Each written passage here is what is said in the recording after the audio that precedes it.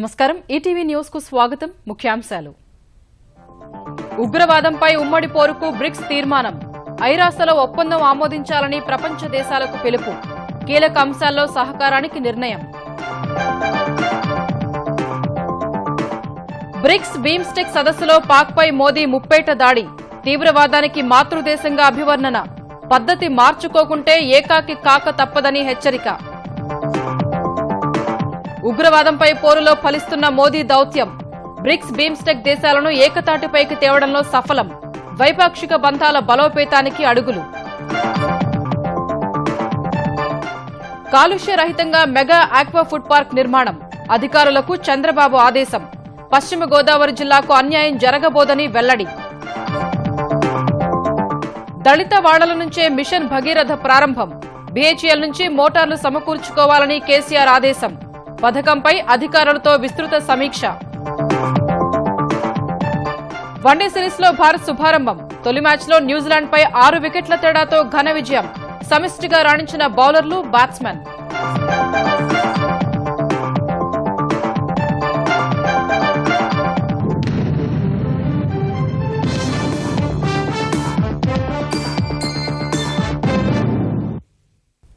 తమ భూభాగం నుంచి ఉగ్రవాద కార్యకలాపాలు సాగకుండా చూడాల్సిన బాధ్యత ప్రతి దేశంపైన ఉందని బ్రిక్స్ కూటమి ఉద్ఘాటించింది గోవా వేదికగా జరిగిన 8వ వార్షిక సదస్సులో ఈ మేరకు తీర్మానం చేసిన 5 దేశాల కూటమి ఉగ్రవాదంపై పోరే తమకు ప్రధానాంశమని స్పష్టం చేసింది కీలక రంగాల్లో సహకారాన్ని మరింత పెంచుకునే దిశగా కార్యాచరణ ప్రణాళికను ప్రకటిస్తూ గోవా డిక్లరేషన్ ఆమోదించింది తీవ్రవాదానికి పాకిస్తాన్ తల్లి లాంటిదంటూ ఆ దేశంపై తీవ్రస్థాయిలో ధ్వజమెత్తిన ప్రధాని నరేంద్ర మోదీ ఉగ్రభూతంపై ఉమ్మడి పోరు ఆవశ్యకతను గుర్తు చేశారు ఉగ్రవాదం సహా ఆ మహమ్మారి మద్దతుదారులపై పోరే తమ ప్రాధాన్యమని బ్రిక్స్ దేశాల కూటమి స్పష్టం చేసింది గోవా వేదికగా 8వ వార్షిక సదస్సు నిర్వహించిన 5 దేశాల కూటమి ఈ మేరకు తీర్మానం చేసింది ఉదయం నుంచి విస్తృత చర్చలు జరిపిన ప్రధాని నరేంద్ర మోదీ రష్యా అధ్యక్షుడు వ్లాదిమిర్ పుతిన్ చైనా అధ్యక్షుడు షీ జిన్పింగ్ బ్రెజిల్ అధ్యక్షుడు మిషెల్ టెమెర్ దక్షిణాఫ్రికా అధ్యక్షుడు జాకబ్ జుమా బ్రిక్స్ దేశాల్లో ఇటీవల జరిగిన ఉగ్రదాడుల్ని ఖండించారు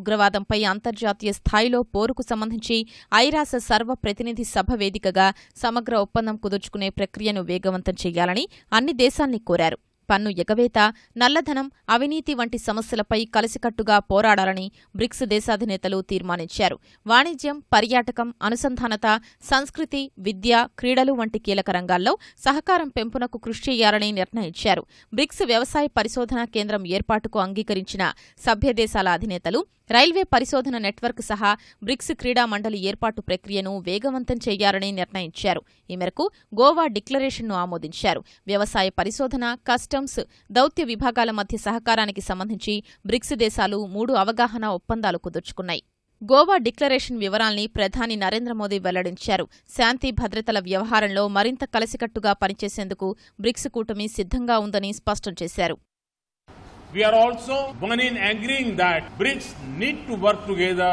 and act decisively to combat this threat. We underscore the need for close coordination on tracking source of terrorist financing and targeting the hardware of terrorism, including weapons, supplies, ammunition, equipments, and training. We also agreed that those who nurture, shelter, support, and sponsor such forces of violence and terror are as much a threat to us as the terrorists themselves. India is happy to note that the unity of the thought and purpose on this serious global challenge, putting the global economy back on track, was another focus point of our deliberations. అంతకుముందు bricks దేశాధినేతల మధ్య జరిగిన ప్రత్యేక సమావేశంలో పాల్గొన్న ప్రధాని నరేంద్ర మోదీ ఉగ్రవాదంపై ఉమ్మడి పోరు సాగించాల్సిన అవసరంపై బలమైన వాదన వినిపించారు ఉరి ఉగ్రదాడి నేపథ్యంలో దాయాది దేశంపై తీవ్రస్థాయిలో ధ్వజమెత్తిన ఆయన పాకిస్తాన్ను ఉగ్రవాదానికి తల్లిగా అభివర్ణించారు ఉగ్రవాదం మూలాలు భారత సరిహద్దు దేశంలోనే ఉన్నాయంటూ పరోక్షంగా పాకిస్తాన్ను వేలెత్తి చూపిన ప్రధాని ప్రపంచవ్యాప్తంగా ఉన్న ఉగ్రమూకలన్నింటికీ ఆ దేశంలోని ముష్కర సంస్థలతో సంబంధాలున్నాయని దుయ్యబట్టారు ఉగ్రవాదులకు పాకిస్తాన్ ఆశ్రయమివ్వడమే కాక రాజకీయ అవసరాల కోసం తీవ్రవాదాన్ని సమర్థించవచ్చన్న ఆలోచన ధోరణిని పెంచి పోషిస్తోందని విమర్శించారు అలాంటి వైఖరిని తీవ్రంగా ఖండిస్తున్నట్లు తెలిపారు తీవ్రవాదుల్ని, వారిని సమర్థించే వారిని శిక్షించి తీరాలన్నదే తమ అభిమతమని ప్రధాని తేల్చి చెప్పారు. తరువాత జరిగిన బ్రిక్స్ ప్లీనరీ సమావేశంలో ప్రసంగించిన నరేంద్ర మోదీ ప్రజల ప్రాణాల్ని రక్షించుకునేందుకు భద్రత, ఉగ్రవాదంపై పోరులో సహకరించుకోవాల్సిన అవసరాన్ని వివరించారు. Terrorism casts a long shadow on our development and economic prosperity. Its research is now global. It has grown more lethal and adept at the use of technology. Our response to terrorism must therefore be nothing less than comprehensive. And we need to act both individually and collectively. Selective approaches to terrorist individuals and organizations will not only be futile but also counterproductive. There must be no distinction based on artificial and self-serving grounds. Criminality should be the only basis for punitive action against the individuals and organizations responsible for carrying out terrorist acts. Terrorist funding, their weapon supply, training and political support must be systematically cut off. ప్రపంచమంతా అనేక అనిశ్చిత పరిస్థితుల్ని ఎదుర్కొంటున్న తరుణంలో శాంతి, సామర్థ్యం, భరోసాకు bricks కూటమి ధృవతారలా నిలుస్తోందని ప్రధాని అన్నారు. The process of institution building in BRICS must continue to remain a focus area. The institutions that we build must support the development of our countries and regions. We look forward to translating into reality the idea of a BRICS credit rating agency. BRICS should push for empowering the global governance institutions to reflect today's reality. Second, transform the quantum and quality of trade and investment linkages among BRICS. In 2015, intra-BRICS trade stood at about $250 billion. We should set ourselves a target to double this number to $500 million by 2020. Bricks దేశాలు కలిసి ఏర్పాటు చేసిన నూతన అభివృద్ధి bank తొలి ఏడాదిని పూర్తి చేసుకోవడంపై ప్రధాని హర్షం వ్యక్తం చేశారు. మౌలిక వసతులు, సాంకేతికత, పునరుత్పాదక ఇంధన వనరుల రంగానికి సంబంధించిన ప్రాజెక్టులపై ఎన్డీబీ పనిచేయాలని సభ్యదేశాలన్నీ అంగీకరించినట్లు మోదీ వెల్లడించారు. ఉగ్రవాదానికి వ్యతిరేకంగా బ్రిక్స్ దేశాలను కూడగట్టడంలో విజయం సాధించిన ప్రధాని మోదీ తనదైన దౌత్యంతో బిమ్స్టెక్ దేశాలను ఏకతాటిపైకి తేవడంలో సఫలమయ్యారు. ఉగ్రవాదాన్ని ప్రోత్సహించే దేశాలు పద్ధతి మార్చుకోకపోతే అంతర్జాతీయంగా ఏకాకి కావడం ఖాయమని మోదీ హెచ్చరించారు. బ్రిక్స్ సదస్సు తర్వాత జరిగిన బ్రిక్స్ బిమ్స్టెక్ సదస్సులో ప్రసంగించిన ఆయన ఉరి ఉగ్రదాడి నేపథ్యంలో పాకిస్తాన్కు గట్టి హెచ్చరికలు చేశారు. పాక్ ఉగ్రవాదం మానసపుత్రికని దుయ్యబట్టారు. వాణిజ్యం, అనుసంధానత, సంస్కృతి, భద్రత, విపత్తు నిర్వహణ వంటి రంగాల్లో బ్రిక్స్ బిమ్స్టెక్ దేశాలు పరస్పరం సహకరించుకోవాల్సిన ఆవశ్యకతను మోదీ వివరించారు. In South Asia and BIMSTEC, all nation states bearing one are motivated to pursue a path of peace, development and economic prosperity for its people. Unfortunately, this country in India's neighborhood embraces and radiates the darkness of terrorism. Terrorism has become its favorite child, and the child in turn has come to define the essential character and nature of its parents. The time for condemning the state-sponsored terrorism is long gone. It is time to stand up and act boldly. To those who nurture the philosophy of terror and seek to demoralize mankind, we must send a clear message to mend their ways or be isolated in the civilized world. ప్రపంచంలో వ్యాపారానికి అత్యంత అనుకూలమైన దేశాల్లో భారత్ ఒకటని ప్రధాని నరేంద్ర మోదీ పునరుద్ఘాటించారు. 2 ఏళ్లలో చేపట్టిన ఆర్థిక సంస్కరణలను ప్రముఖంగా ప్రస్తావించిన ఆయన వాటి ద్వారా స్పష్టమైన ఫలితాలు సాధించినట్లు బ్రిక్స్ వ్యాపార మండలిలో వివరించారు. బ్రిక్స్ దేశాల మధ్య ఆర్థిక, వాణిజ్య బంధాల్ని బలోపేతం చేయాల్సిన ఆవశ్యకతను ప్రధాని మోదీ వివరించారు. Excellencies, in India, we have undertaken substantial reforms in the last 2 years to streamline and simplify governance, especially doing business in India. The results are clearly visible. We have transformed India into one of the most open economies in the world today. Growth is strong and we are taking steps to keep the momentum going. We would encourage the BRICS Business Council to work closely with the NDB on identifying and implementing prospective economic projects. As governments, we count on the BRICS Business Council to to work with us to achieve our common aim of strengthening mutual trade, enhancing business opportunities, building investment linkages, promoting innovation, and removing bottlenecks to intra-BRICS commerce.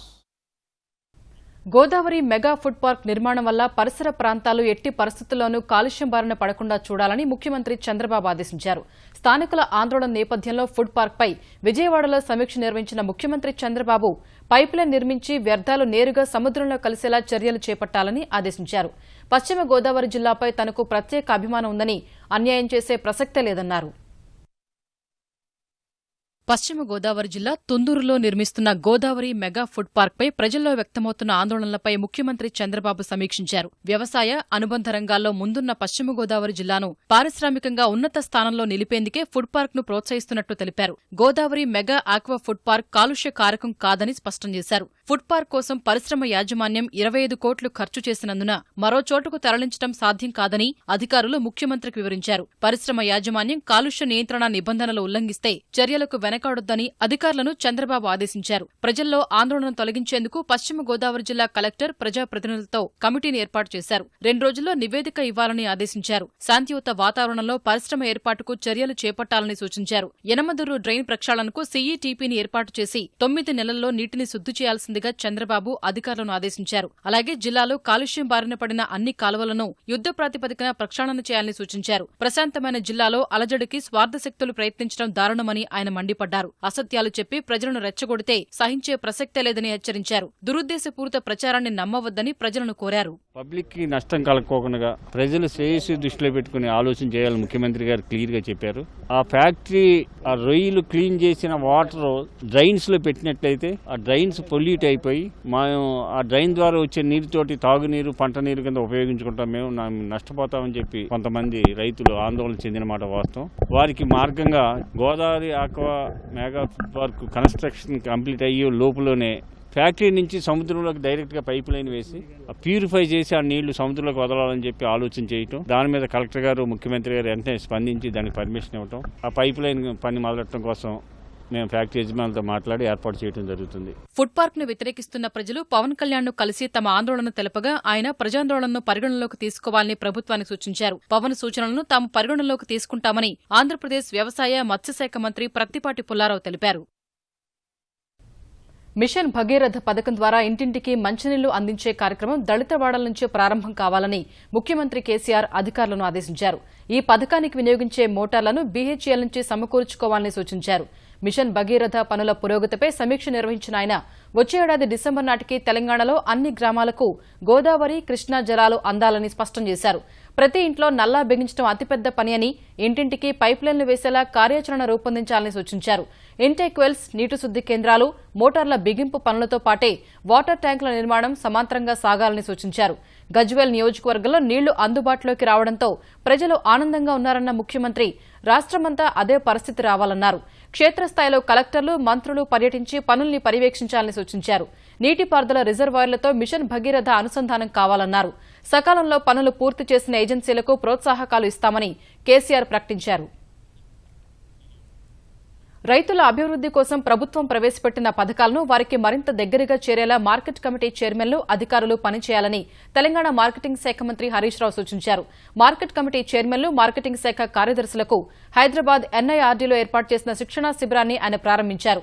Marketing శాఖ ప్రవేశపెట్టిన పథకాలు, చేపట్టాల్సిన కార్యక్రమాలపై గోడపత్రిక, కరపత్రాలను ఆవిష్కరించిన ఆయన వాటి పనితీరు, లాభాలను పవర్ పాయింట్ ప్రెజెంటేషన్ ద్వారా వివరించారు.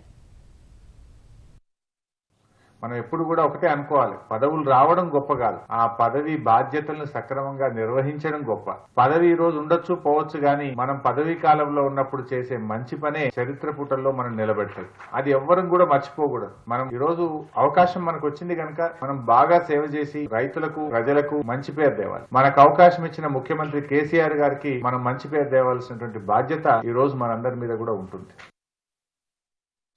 వచ్చే విద్యా సంవత్సరం నాటికి తెలంగాణలోని అన్ని ప్రభుత్వ పాఠశాలల్లో ఖాళీగా ఉన్న ఉపాధ్యాయ పోస్టులను భర్తీ చేస్తామని తెలంగాణ ఉప ముఖ్యమంత్రి కడియం శ్రీహరి చెప్పారు. హైదరాబాద్ సర్వశిక్ష అభియాన్లో ఆర్జేడీఎస్ఈ, డీఈఓ, విద్యాశాఖలో అసిస్టెంట్ డైరెక్టర్లకు ఏర్పాటు చేసిన 3 రోజుల శిక్షణా శిబిరాన్ని ఆయన ప్రారంభించారు.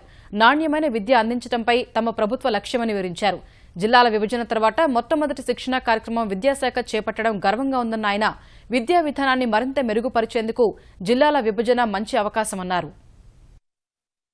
స్కూల్లో కూడా బేసిక్ ఫెసిలిటీస్ ఉండే విధంగా చూడాలని, ప్రతి ఉన్నత పాఠశాలలో బయోమెట్రిక్ సిస్టమ్ ఉండే విధంగా, ఆర్ఓ ప్లాంట్ ఉండే విధంగా, digital class rooms, computer labs దశల వారీగా ఏర్పాటు చేసే విధంగా కూడా ఉండాలని వారిని ఆదేశించడం జరిగింది. ఎఫెక్టివ్ గా ఎన్ని వేకెన్సీస్ ఉంటాయో ఒక అవగాహన వస్తుంది. ఆ వేకెన్సీస్ అన్నిటిని కూడా అన్ని జిల్లాల నుంచి సేకరించి పబ్లిక్ సర్వీస్ కమిషన్ ద్వారా నోటిఫై చేయించి రిక్రూట్మెంట్ ప్రాసెస్ ను ప్రారంభించాలని ఆలోచన చేస్తున్నాం. ఆంధ్రప్రదేశ్ రాజధాని అమరావతికి మంత్రుల కార్యాలయాల తరలింపు 100% పూర్తయింది. ఉప ముఖ్యమంత్రి కేఈ కృష్ణమూర్తి, కార్మిక మంత్రి అచ్చెన్నాయుడు వెలగపూడిలోని సచివాలయం కొత్త భవనాల్లో విధులను ప్రారంభించారు. ప్రత్యేక పూజల అనంతరం కొత్త కార్యాలయాల్లోకి ప్రవేశించిన మంత్రులు వివిధ ప్రభుత్వ దస్త్రాలపై సంతకాలు చేశారు. ముఖ్యమంత్రి చంద్రబాబు కృషి వల్లే అతి తక్కువ సమయంలో నూతన సచివాలయ నిర్మాణం పూర్తయిందన్న మంత్రి అచ్చెన్నాయుడు ఇకపై పూర్తిస్థాయి పాలన అమరావతి నుంచే నిర్వహిస్తామని తెలిపారు. ఇంత తొందరగా అమరావతి నుంచి పరిపాలన జరుగుతుందని చెప్పి ఎవరూ కూడా ఊహించలేదు. చంద్రబాబు నాయుడు గారు ఒక వ్యక్తి మనసా వాచా కర్మన అనుకుంటే ఏ విషయమైనా సరే సాధించగలరనడానికి అమరావతి తాత్కాలిక రాజధాని నిర్మాణమే ఒక ఉదాహరణగా మనందరం కూడా తీసుకోవచ్చు. ముఖ్యమంత్రి గారు పట్టుదలతో ఎంతమంది ఈ కార్యక్రమాన్ని జరగకూడదని చెప్పి ఆటంకాలు కలిగించినా సరే ఈ రోజు ఈ కార్యక్రమాన్ని దిగ్విజయంగా పూర్తి చేసి పోలవరం ప్రాజెక్టును 2018లోపు పూర్తి చేయాలనే లక్ష్యంతో పనిచేస్తున్నట్లు ఆంధ్రప్రదేశ్ జలవనరుల మంత్రి దేవినేని ఉమామహేశ్వరరావు తెలిపారు. ఇంజనీర్లతో కలిసి ప్రాజెక్టు డిజైన్లను తిరుమల శ్రీవారి చెంత ఉంచిన ఆయన శరవేగంగా నిర్మాణం జరగాలని కోరుకున్నట్లు తెలిపారు. అనుభవం కలిగిన వారి పర్యవేక్షణలో నిర్మాణం జరుగుతుందని, ప్రాజెక్టు పనులు వేగంగా సాగుతున్నాయని వివరించారు. స్వామివారి ఆశీస్సులతో రాష్ట్రాన్ని కరువు రహితంగా తీర్చిదిద్దడానికి పోలవరం ప్రాజెక్ట్ ఆంధ్రప్రదేశ్ ప్రజల జీవనాడి, గోదావరి తల్లి నీరు నిలబెట్టే ఒక పవిత్ర సంకల్పం, మహాసంకల్పం. స్వామివారి ఆశీస్సులు కృప ఉండాలని కోరుకుంటున్నాం. కృష్ణా జిల్లా పెడన నుంచి గత ఎన్నికల్లో వైకాపా తరఫున పోటీ చేసి ఓటమి పాలైన మాజీ ఉపసభాపతి బూరగడ్డ వేదవ్యాస్ తెలుగుదేశంలో చేరనున్నారు. తెలుగుదేశం జాతీయ అధ్యక్షుడు ముఖ్యమంత్రి చంద్రబాబును మర్యాదపూర్వకంగా కలిసి పార్టీలోకి చేరనున్నట్లు తెలిపారు. విజయవాడలో ఈ నెల 21న వేదవ్యాస్ తన అనుచరులతో కలిసి చంద్రబాబు సమక్షంలో పార్టీలోకి చేరుతారని తెలుగుదేశం నేతలు ప్రకటించారు. తెలుగు రాష్ట్రాల్లో జరిగిన వేర్వేరు ప్రమాదాల్లో నీట మునిగి 10 మంది ప్రాణాలు కోల్పోయారు. ఖమ్మం జిల్లా ఈర్లపూడిలోని పంగిడి చెరువులో ఈతకు వెళ్లిన ఒకే కుటుంబానికి చెందిన షేక్ నాగులు, నజీర్ బాషా, అబ్దుల్ రెహమాన్ అనే బాలుడు ప్రాణాలు కోల్పారు. మహబూబ్ నగర్ జిల్లా హన్వాడ మండలం వెంకటమ్మకుంట తండాకు చెందిన శివకుమార్, సాయికుమార్ అనే 3 బాలురు స్థానిక బావిలో ఈతకు వెళ్లి ప్రాణాలు కోల్పారు. 3 ఒకే కుటుంబానికి చెందిన వారు కాగా వారిలో 2 కవలలు. హైదరాబాద్ జగద్గిరిగుట్ట, దేవేంద్ర నగర్లో జరిగిన మరో ప్రమాదంలో 2 యువకులు రహీం, అస్లాం క్వారీ గుంతలో ప్రమాదవశాత్తు పడి చనిపోయారు. పశ్చిమ గోదావరి జిల్లా కాకరపర్రు వద్ద బ్యాంకు కాల్వలో పడి దంపతులు వెంకటరామారావు, జ్యోతి చనిపోయారు. హైదరాబాద్ ఎల్బీనగర్లో పోలీసులు అర్ధరాత్రి 1,44,00,000 రూపాయల నగదును పట్టుకున్నారు. ప్రసాద్ అనే వ్యక్తి సంచులలో 1,44,62,810 రూపాయలు తీసుకెళ్తుండగా ఎల్బీనగర్ పోలీసులు పట్టుకున్నారు. ఆ నగదు 14 మంది రైసు మిల్లుల యజమానుల ధాన్యానికి సంబంధించిందని ఆ వ్యక్తి తెలిపారు. అయితే ఇందుకు ఎలాంటి పత్రాలను ఆయన చూపలేదు. ఆ డబ్బు వారిదేనని నిరూపించే ఆధారమేమీ లేనందున పోలీసులు కేసు నమోదు చేసి ఆ మొత్తాన్ని ఆదాయ పన్ను శాఖ అధికారులకు అప్పగించారు. ఇప్పుడు ప్రకటనలు. నాగార్జున సివిక్ అగ్గి తెగులు అంతం నాగార్జున సివిక్ తోనే సాధ్యం. రైతురాజులు మెచ్చింది, పసిడి రాసులు తెచ్చింది, నాణ్యత నమ్మకం నాగార్జున. ఆధునిక రీసెర్చ్, శ్రమతో తయారైన గడి డిటర్జెంట్ పౌడర్ మహాశక్తిశాలి. దీంతో బట్టలు మరింత మెరుగుగా, మరింత వేగంగా శుభ్రపడతాయి. మహాశక్తిశాలి గడి డిటర్జెంట్ పౌడర్. బాయర్ నేటివో. నేటివో మొదటి పిచికారీ చేస్తుంది మహత్యం, రెండో పిచికారీతో దిగుబడి అధికం. నేటివో ఎంతో శుభప్రదం. నా విజయంలో నిజమైన భాగస్వామి నేటివో, నా వృద్ధిమిత్ర. మీరు తప్పక వాడండి. నువ్వు మా లెవెల్ వాడివి కాదు, వెళ్ళు. నాతో ఆడతావా?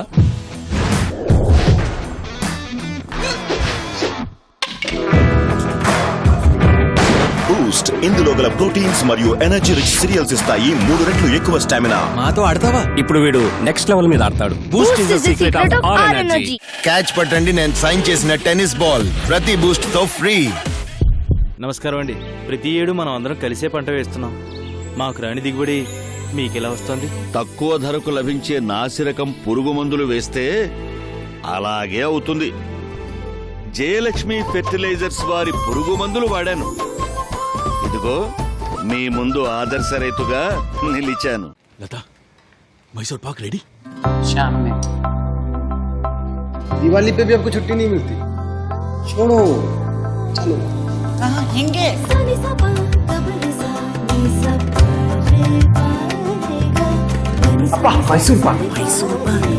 31 years लता, सेम टेस्ट. क्यों ना आप भी बनाए इस दिवाली को हैप्पी किसी और के लिए. Maruti Suzuki Celerio is celebrating this one change.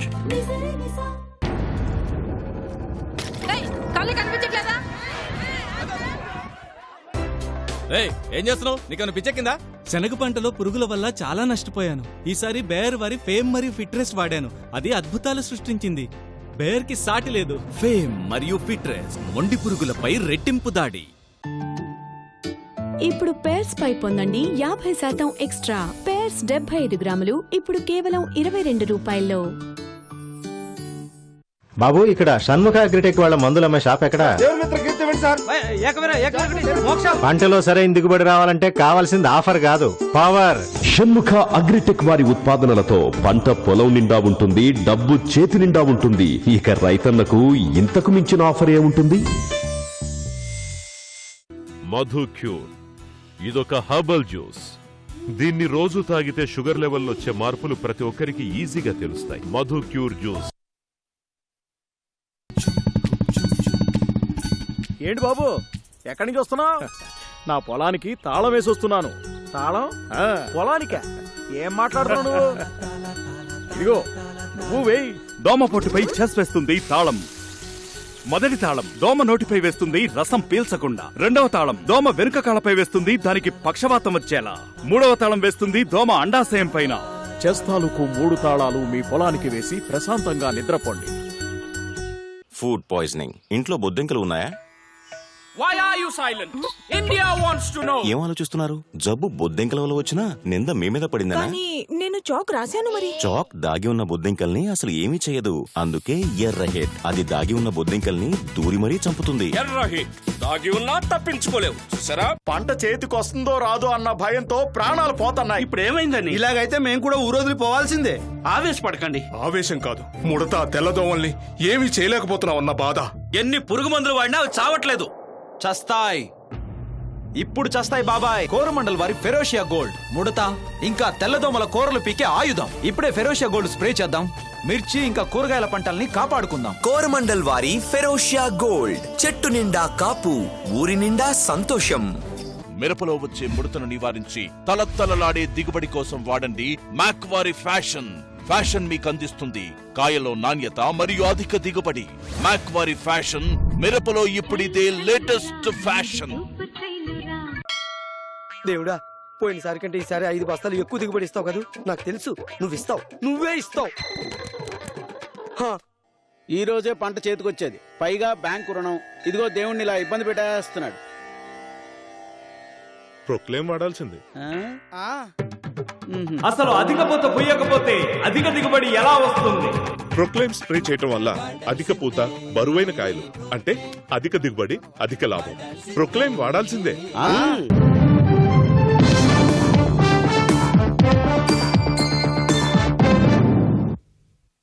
హిందుత్వ ఆధారంగా ఓట్లు అభ్యర్థించడాన్ని సమర్థిస్తూ 2 దశాబ్దాల క్రితం ఇచ్చిన తీర్పుపై సుప్రీంకోర్టు పునఃసమీక్షకు సిద్దమైంది.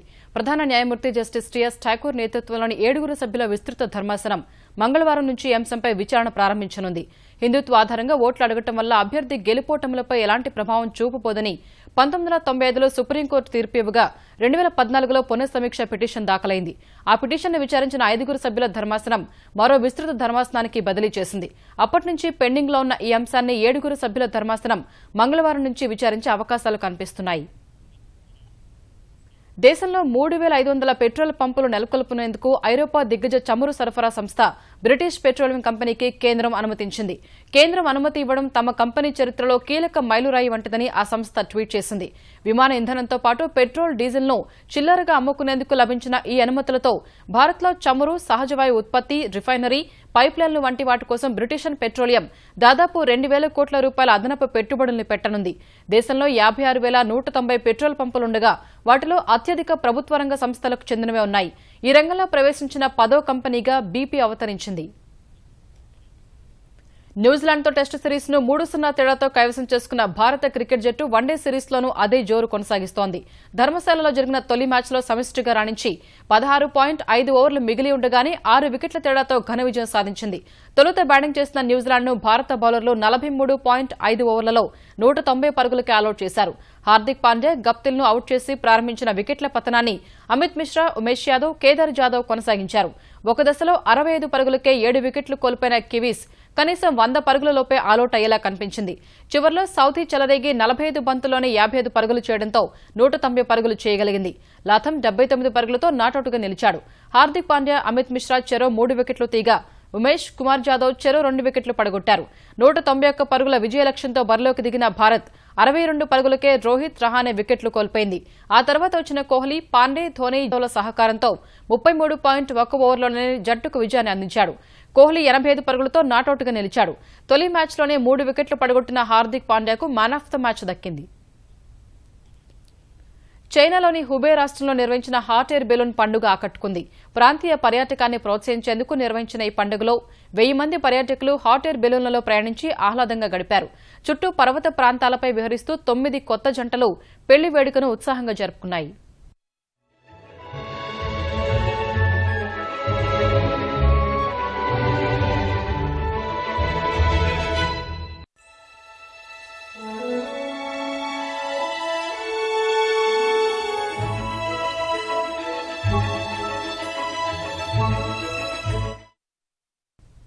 ఈటీవీ న్యూస్ సమాప్తం. నమస్కారం.